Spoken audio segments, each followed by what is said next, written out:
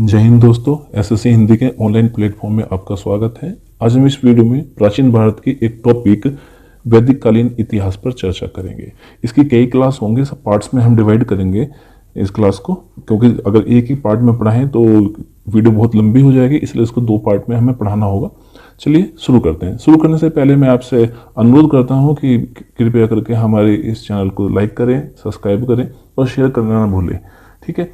क्योंकि आपका जो लाइक है वो हमें मोटिवेट करता है। और शेयर करें ज़्यादा से ज़्यादा से, वीडियो पसंद आए तो, ताकि और को भी जो स्टूडेंट्स से तैयारी कर रहे हैं उनका भी भला हो सके, मैं भी कंपटीशन में जो है उतर सकें और तैयारी को अच्छी करके एक जॉब ले सकें। चलिए शुरू करते हैं। पहला है कि आर्यों का आगमन। देखिए, हड़प्पा सभ्यता या सिंधु संस्कृति के पतन के बाद जिस सभ्यता एवं संस्कृति का विकास हुआ उसे वैदिक अथवा आर्य सभ्यता के नाम से जाना जाता है। यानी कि जब सिंधु घाटी सभ्यता थी, इंडस सिविलाइजेशन थी, तो उसका जब पतन हो गया, पतन के बाद जो नई सभ्यता आई, दूसरी सभ्यता आई थी, वो थी आर्य सभ्यता या वैदिक सभ्यता, ठीक है? क्योंकि इस संस्कृति की जानकारी वेदों से प्राप्त होती है, इसलिए इसको वैदिक सभ्यता कहा जाता है। आर्य मूल रूप से स्टेपी जलवायु क्षेत्र में रहते थे। बाद में वे मध्य एशिया चले गए और फिर 1500 ईसा पूर्व से भारत के पंजाब क्षेत्र में आए। नेक्स्ट है कि भारत के आर्यों की पहचान नार्डिक प्रजाति से की जाती है। तो ये क्वेश्चन महत्वपूर्ण है कि आर्यों की पहचान किस प्रजाति से की जाती है? तो नार्डिक प्रजाति से इनकी पहचान, भारत के आर्यों की पहचान की जाती है। नेक्स्ट है कि जर्मन विद्वान मैक्स मूलर ने आर्यों का मूल निवास स्थान मध्य एशिया को माना है। जो मैक्स मूलर थे, इन्होंने बताया कि जो आर्य है वो मध्य एशिया से आए थे, इनका मूल स्थान था जो मध्य एशिया था। नेक्स्ट है कि सिंधु सभ्यता एक नगरीय सभ्यता थी, जबकि वैदिक सभ्यता मूलतः ग्रामीण थी। सिंधु सभ्यता कैसी थी? नगरीय थी, मगर नगरों का निर्माण था, जबकि जो वैदिक सभ्यता ग्रामीण थी, ग्राम के लोग थे। आर्यों के आगमन के साथ वैदिक काल 1500 ईसा पूर्व से 600 ईसा पूर्व का इतिहास प्रारंभ होता है। चलिए आगे चलते हैं कि वैदिक काल को प्रारंभिक वैदिक या ऋग वैदिक 1500 ईसा पूर्व से 1000 ईसा पूर्व और उत्तर वैदिक काल को 1000 से 600 ईसा पूर्व के विभाजित करता है। अगर हम बात करें वैदिक काल को, तो वैदिक काल को दो भागों में बांटा गया, एक तो ऋग वैदिक काल और एक उत्तर वैदिक काल। ऋग वैदिक काल का जो समय पीरियड है वो 1500 ईसा पूर्व से 1000 ईसा पूर्व तक है, और उत्तर वैदिक काल का जो समय पीरियड है वो 1000 ईसा पूर्व से 600 ईसा पूर्व में बांटा गया है इन दोनों को। नेक्स्ट पॉइंट की बात करते हैं कि आर्यों के नामों का उल्लेख हिंतित, अनातोलिया, कस्सी, इराक और मितनी अभिलेख सीरिया में किया गया है, ठीक है? नेक्स्ट है कि ईरानी ग्रंथ जेंदा अवेस्ता में आर्य देवताओं के नामों जैसे इंद्र, वरुण आदि का बार बार प्रयोग किया गया है। जो जेंदा अवेस्ता है एक ईरानी ग्रंथ है, तो उसमें आर्य देवताओं के नामों का बार बार उल्लेख किया गया, और जो नाम थे इंद्र था, वरुण और कई और देवता, वायु थे, है ना, अग्नि, इनके कई बार जो है नामों का प्रयोग किया गया है। नेक्स्ट है वेद संस्कृत भाषा के विद से बना है। जो वेद है वो संस्कृत भाषा का शब्द है विद, उससे बना है, जिसका अर्थ होता है जानना या ज्ञान प्राप्त करना। नेक्स्ट है कि वेदों को संकलित करने का श्रेय कृष्णद्वैपायन को जाता है। यानी कृष्णद्वैपायन ने इसको इकट्ठा किया, संकलित किया, इसीलिए इसे वेद व्यास के नाम से भी जाना जाता है। वेदों को वेद व्यास के नाम से भी जाना जाता है, क्योंकि इसको जो संकलित करने का जो श्रेय आता है कृष्णद्वैपायन को जाता है। इन्होंने इसको इकट्ठा किया था। नेक्स्ट है कि प्रथम 3 वेद को वेदत्रयी कहा जाता है। इसके अंतर्गत ऋग्वेद, यजुर्वेद, सामवेद को जोड़ा जाता है, इसलिए वेदत्रयी त्रिवेद बोले जाते हैं। शुरुआत में 3 ही वेद थे, चौथा वेद जो था बाद में आया था, जो उसको बाहर रखा गया। अब आता है ऋग्वैदिक काल 1500 ईसा पूर्व से 1000 ईसा पूर्व तक। नेक्स्ट, इस युग के बारे में जानकारी का मुख्य स्रोत ऋग्वेद 10 मंडल और 1028 सूक्तें तथा 10,580 रचनाएं हैं। ऋचाओं की अधिकता के कारण ही इसे ऋग्वेद कहते हैं। यह सबसे प्राचीन एवं सबसे बड़ा वेद है। इसमें गायत्री मंत्र की चर्चा की गई है, जो सूर्य भगवान को समर्पित है। तो गायत्री मंत्र की रचना किसमें की? ऋग्वेद में की गई है, और सबसे बड़ा वेद भी यही रहा है ऋग्वेद। ऋग्वेद का जो गायत्री मंत्र है, इसको किसको समर्पित है? वो भगवान सूर्य को समर्पित है। नेक्स्ट 2 से 8 तक के मंडल अध्याय को सप्तऋषि मंडल कहा जाता है, क्योंकि ये 7 महान ऋषियों द्वारा रचित है। नेक्स्ट है कि ऋग्वेद के सबसे प्राचीन भाग 2 से लेकर 7वें मंडल तक है, जबकि 1 से 10 मंडल नवीनतम भाग है। 10वें मंडल में प्रसिद्ध पुरुष सूक्त है, जो 4 वर्ण व्यवस्था के साथ आदि पुरुष के बारे में वर्णन करता है। नेक्स्ट है कि विश्वामित्र द्वारा रचित तृतीय मंडल में देवी सावित्री को संबोधित करते हुए गायत्री महामंत्र का वर्णन है। अब देखिए बात आती है कि तृतीय मंडल किसके द्वारा रचित है, ऋग्वेद का तृतीय मंडल किसके द्वारा रचित है, तो आंसर है इसका विश्वामित्र के द्वारा। और इसमें किसको संबोधित किया है, देवी सावित्री को संबोधित किया है। और इसके लिए कौन सा मंत्र है, तो गायत्री महामंत्र का इसमें उच्चारण है। नेक्स्ट है ऋग्वेद की अनेक बातें ईरानी भाषा के प्राचीनतम ग्रंथ अवेस्ता से मिलती है। किससे मिलती है, तो अवेस्ता से मिलती है। किसकी बात, ऋग्वेद की अनेक बातें ईरानी भाषा में लिखा गया, ये अवेस्ता इससे मिलती है। नेक्स्ट है कि पहली बार शूद्र का प्रयोग ऋग्वेद में हुआ। जो शूद्र शब्द है इसका जो प्रयोग हुआ है वो ऋग्वेद में सबसे पहले हुआ था। नेक्स्ट है ऋग्वेद का दूसरा तथा सातवां मंडल पुराना है क्योंकि इसका संकलन पहले ही हो गया था। नेक्स्ट पहला तथा 10वां मंडल नया है क्योंकि इसका संकलन न बाद में हुआ, क्योंकि इसका संकलन बाद में हुआ। 9वें मंडल में सोम देवता की चर्चा की गई है। ऋग्वेद के ज्ञानी को धृत कहते हैं। ऋग्वेद का उपवेद आयुर्वेद है जिसमें चिकित्सा की चर्चा है। इसके ज्ञानी को प्रजापति कहते हैं, यानी कि जो चिकित्सा की नॉलेज रखता था, चिकित्सा से संबंधित था, उसको क्या कहते हैं, प्रजापति कहा जाता था। नेक्स्ट है भूगर्भिक विस्तार। अब इसकी आर्यों का जो भूगर्भिक विस्तार था कहाँ से कहाँ तक फैला हुआ था, इसकी हम बात करते हैं कि प्रारंभिक वैदिक लोग या आर्य 7 नदियों के देश में बसे जिसे सप्त सिंधु कहा जाता था, जिसमें सिंधु, वितस्ता इनके झेलम, अस्कनी, चिनाब, परौनी, रावी, विपाशा, व्यास, शतुर्दी, सतलज और सरस्वती घग्गर नदियां शामिल हैं। ये 7 नदी थी, इनके किनारे बसे हुए थे। उनका क्षेत्र अफगानिस्तान, पंजाब और हरियाणा के क्षेत्रों में फैला हुआ था। नेक्स्ट है सिंधु इंडस नदी का उल्लेख सबसे अधिक बार हुआ है और सरस्वती सबसे पवित्र नदी थी, यानी कि आर्य लोगों के काल में सबसे जो पवित्र नदी थी वो कौन सी थी, सरस्वती थी। और जो सिंधु इंडस नदी था इसका सबसे अधिक बार प्रयोग हुआ है। सरस्वती घाटी को ब्रह्मवर्त कहा जाता था। नेक्स्ट है हिमालय या गंगा का एक बार, यमुना नदी का 3 बार उल्लेख किया गया है। अगर पूछा जाता है कि यमुना नदी का ऋग्वेद में कितनी बार उल्लेख हुआ है, तो 3 बार हुआ है और हिमालय या गंगा का 1 बार हुआ है। ऋग्वेद में हिमालय की एक चोटी मुंजवंत का उल्लेख है जहां से वे सोम प्राप्त करते थे। सोम एक रस होता है पीने के लिए, जो स्पेशल अनुष्ठान के जो होते थे उनमें, धार्मिक अनुष्ठान थे उनमें इसका प्रयोग किया जाता था। यह पश्चिमी हिमालय में स्थित था। नेक्स्ट है समाज की अगर बात करें, समाज कैसा था, तो ऋग्वैदिक समुदाय जिन्हें जन कहा जाता था में गैर आर्यों को दास या दस्यु कहा जाता था। जो आर्य थे उनको जन और जो दास लोग थे उनको दस्यु कहा जाता था। यह एक समतावादी समाज था तथा सामाजिक विभेद अधिक नहीं था। इसमें सामाजिक विभेद नहीं था, तो दासों को घरेलू कार्यों के लिए इस्तेमाल किया था, कृषि के लिए नहीं। जो दास थे केवल उनके घर के काम करते थे, कृषि में जो है अलग लोग काम करते थे, इनसे दासों से कृषि का काम नहीं करवाया जाता था। नेक्स्ट है कि वर्ण व्यवस्था और कठोर जाति व्यवस्था अभी तक पूर्ण रूप से विकसित नहीं हुई थी। मतलब कि इसमें वर्ण व्यवस्था और जाति व्यवस्था विकसित नहीं हुई थी। वर्ण शब्द का प्रयोग ऋग्वेद में आर्यों और दासों से भिन्न भिन्न रंगों के संदर्भ में किया जाता था। ऋग्वैदिक समाज कैसा था, पितृसत्तात्मक समाज था। ये भी एक इंपॉर्टेंट क्वेश्चन बन जाता है कि ऋग्वैदिक समाज का संबंध किससे था, पितृसत्तात्मक से था, पितृ प्रधान देश था वहां पर।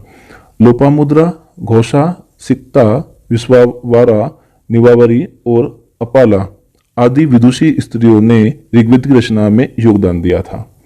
नेक्स्ट है लोपामुद्रा, घोषा, सिक्का, विश्वावारा, निवावरी और अपाला आदि विदुषी स्त्रियों ने ऋग्वेद की रचना में योगदान दिया था।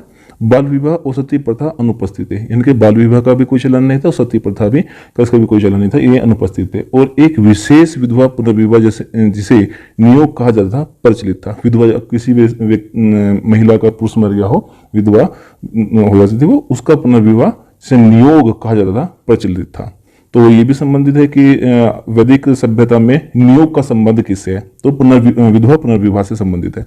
यह जन की आबादी बढ़ाने के लिए किया जाता था। जुआ खेल, रथ दौड़ प्रसिद्ध है। खेल की अगर बात करें तो जुआ और रथ दौड़ ये प्रचलित थे। 2 पेय पदार्थ थे, एक तो सोम और सूरा। सोम को धर्म द्वारा स्वीकृत किया गया था किंतु पुरोहितों द्वारा सूरा को अस्वीकृत कर दिया गया था।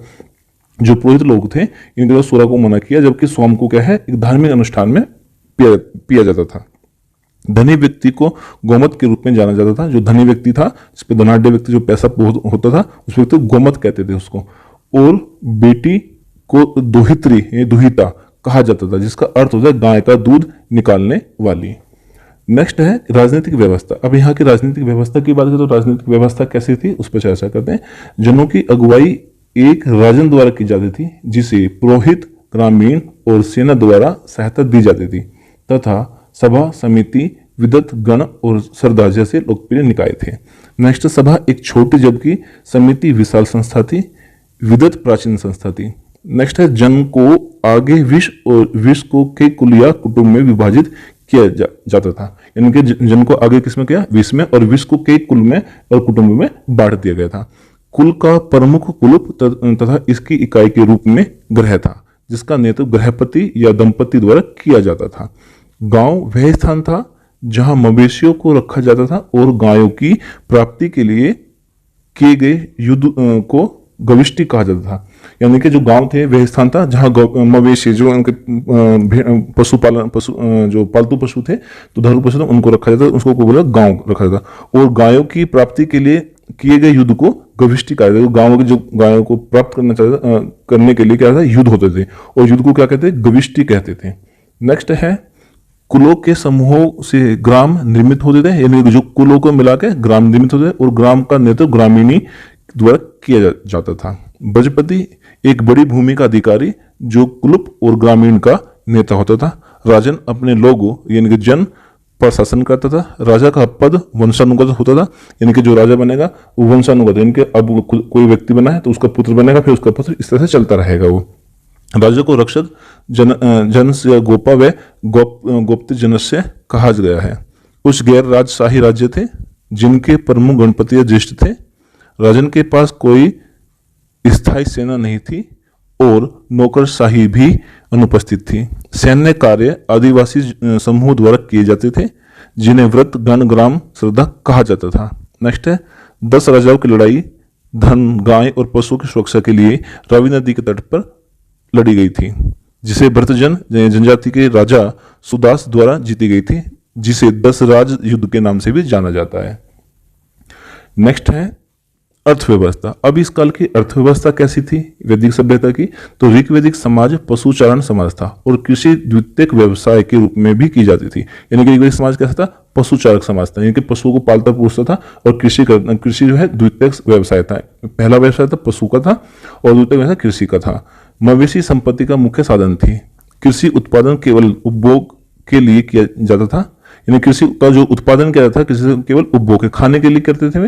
ऋग्वेद में लकड़ी के हल के बारे में उल्लेख मिलता है। ठीक है, अगर ये भी पूछा कि लकड़ी के हल का प्रयोग का उल्लेख कहाँ मिलता है, तो ऋग्वेद में मिलता है। यव किसी अनाज का सामान्य नाम है। एक अनाज, कोई भी सामान्य नाम था, उसका नाम दिया अनाज का यव। बलि उत्पादकों द्वारा राजन को दिया जाने वाला स्वैच्छिक उपहार था। एक बलि थी, उत्पादकों जो भी खेती करता था उसको राजा को राजन बोला जाता, तो उसको अपनी इच्छा के अनुसार उपहार था ये दिया जाता था।